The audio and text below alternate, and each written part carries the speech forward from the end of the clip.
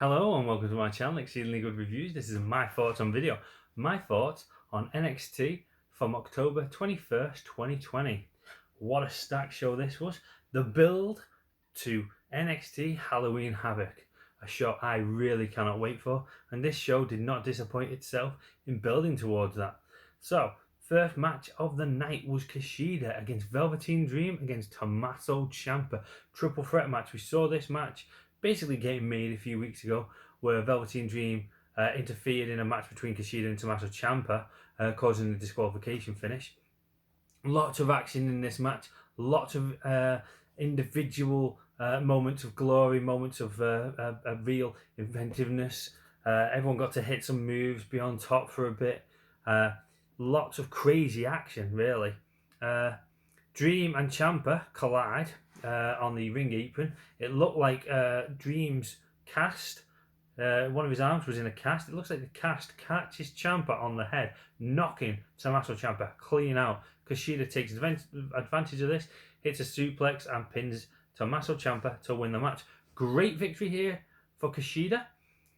Furthering, however, the feud, I think, from this match going forward, Tommaso Ciampa and Velveteen Dream, these two will collide further down the line.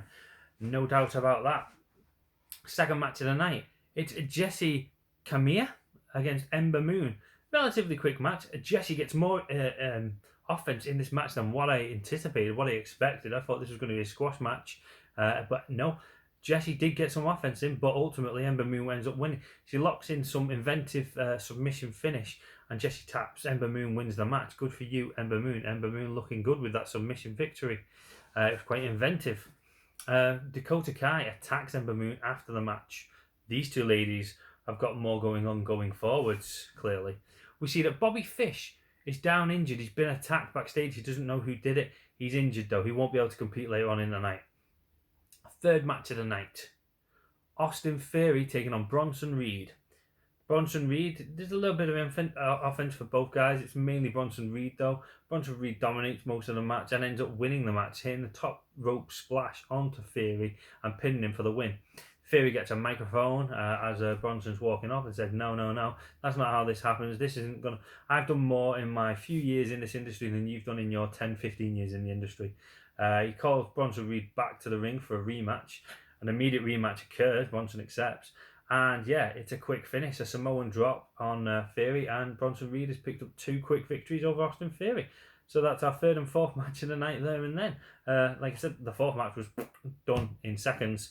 So yeah, be careful what you wish for Austin Theory. During the commercial break, we catch up with Austin Theory. He's leaving the arena and he's quitting by the sounds of it. He's had enough. I'm leaving. I'm done with NXT. Could we see him turning up on SmackDown? I don't think he'll turn back up on Raw, but hey ho, let's see what what goes on here with Austin Theory. Legado del Fantasma, Joaquin Wilde, Raul Mendoza, and Santos Escobar, the Cruiserweight Champion. The 3 men taking on Isaiah Swerve Scott, Jake Atlas, and Hashanti Adonis. Oh wow, this was a great match. This was my belter of the night. These 6 individuals, great ring work. All very flexible, very athletic, very agile individuals. Jake Atlas does the whole walk in the ropes, jumping over, but still balancing on the ropes, kicking an opponent, Hurricane Rana off the ropes and everything. Great athleticism shown by all individuals in this match.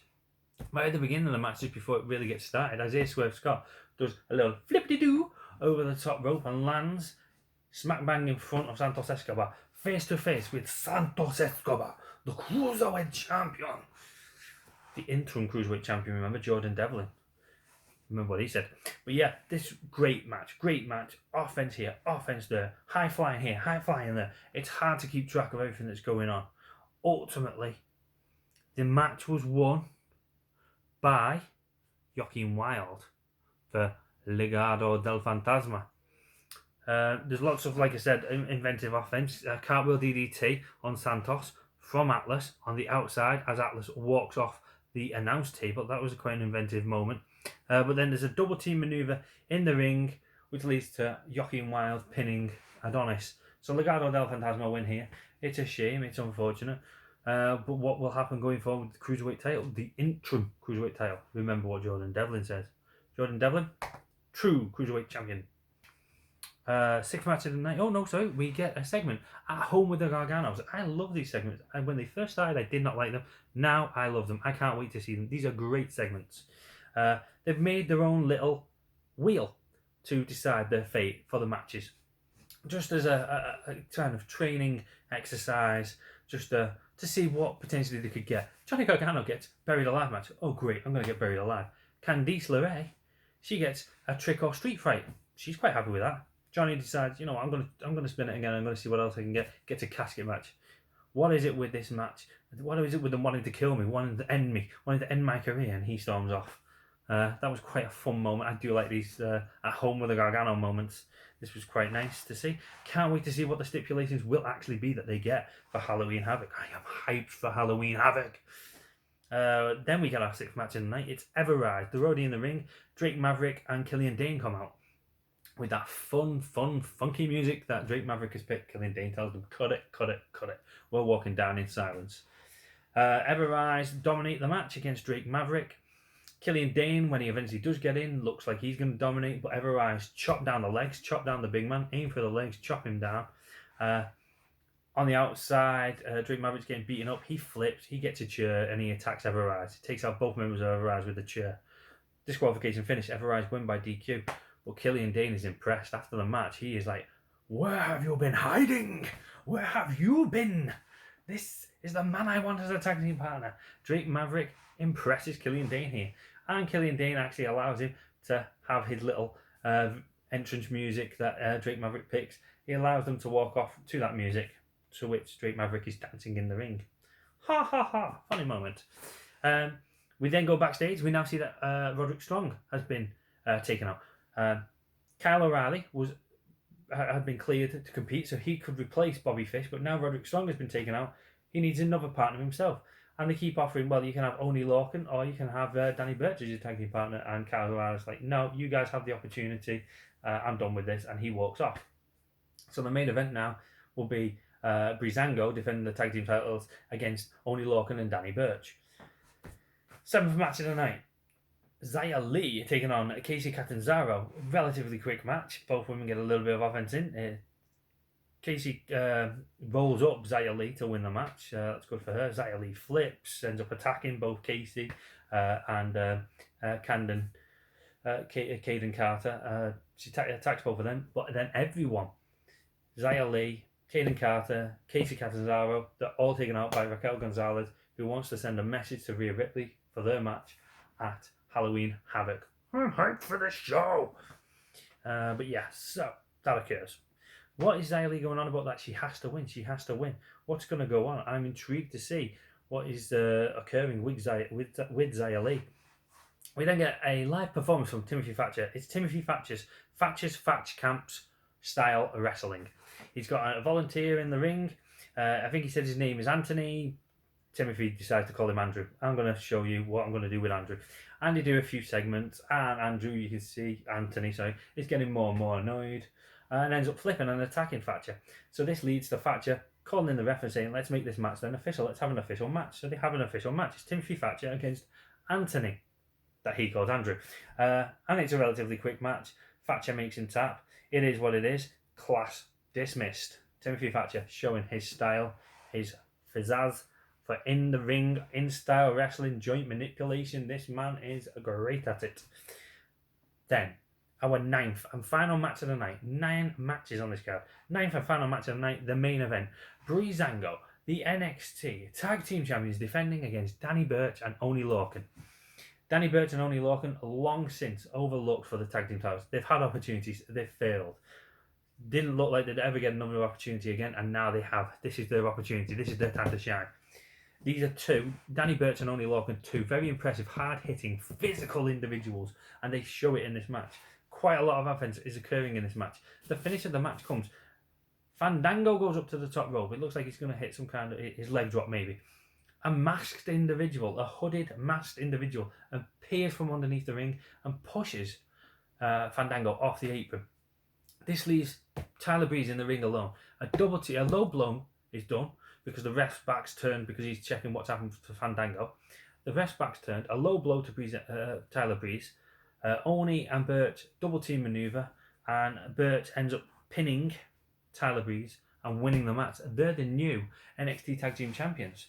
This hooded individual comes into the ring after the match and congratulates, celebrates with Oney Lorcan and Danny Burch. What the hell? Who is this?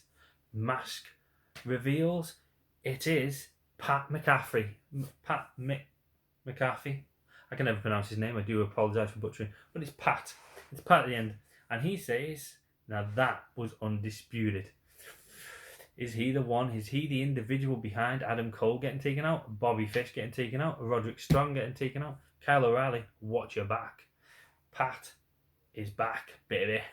So yeah, it's left me intrigued for what occurs next. Like I said, 9 matches on this card. Some of them were impromptu, like the double match between Bronson Reed and Austin Theory, and then Timothy Thatcher challenging his student, his volunteer, to an official match. So quite a few.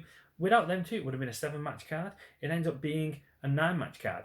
But the 2 hours flew by. There was little segments backstage, people talking about their matches coming up at Halloween Havoc. We get a great one from Io Shirai saying that if it's this stipulation, I win.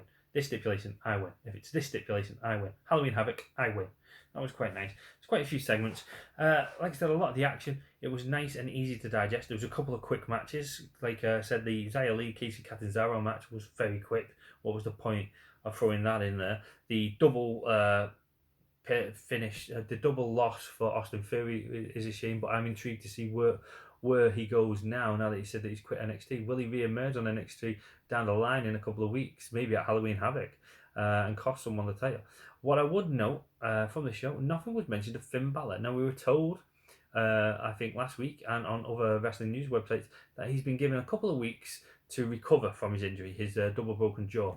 And if he can, great, he can keep the NXT title, and going forward he will defend it. However, if that is not going to be the case, then it will be addressed, and we'll find out what the fate of the NXT World title will be. Well, nothing was mentioned, no update from Finn Balor here, so Halloween Havoc, that would be your 2-week mark. Unless he appears at the show, I mean, if he's not 100% fit and he's not going to be fit for another month or so, I think you've got to vacate the title. It'll be a shame, 2 vacations back to back, but vacate the title and set up another match, another opportunity for someone else to win it. But anyway, overall, this show was a great show. It really was. It got me hyped. I'm hyped anyway for Halloween Havoc. Even though Halloween Havoc, it isn't a pay-per-view show. It's just a special edition of NXT TV. But I am hyped for it. I might do a prediction show for Halloween Havoc. In fact, I will do a prediction show for Halloween Havoc because I am hyped. I love this Halloween Havoc pay-per-view, and I am glad that WWE are finally utilising it. And I just wish it was more prominently utilised and done as like an actual NXT TakeOver Halloween Havoc, NXT TakeOver Halloween Havoc, or something of that, I don't know.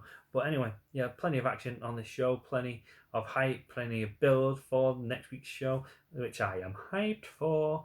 But overall, yeah, this was a great show. This was a real great show and well worth a watch. The 6-man tag match, and that's my belter of the night. Check it out. Let me know what you think. But anyway, that is my thoughts on this show. What are your thoughts on this show? Let me know in the comments. Like this video, subscribe to my channel, and yeah, let me know in the comments if there's any other things that you'd like me to cover within the wrestling world or outside of the wrestling world. Maybe you want me to do football reviews, or maybe you want me to do movie reviews, TV reviews. Who knows? Just let me know what you'd like to see from me, your host, TJ Froddy. But anyway, thanks for watching. Stay safe, stay classy.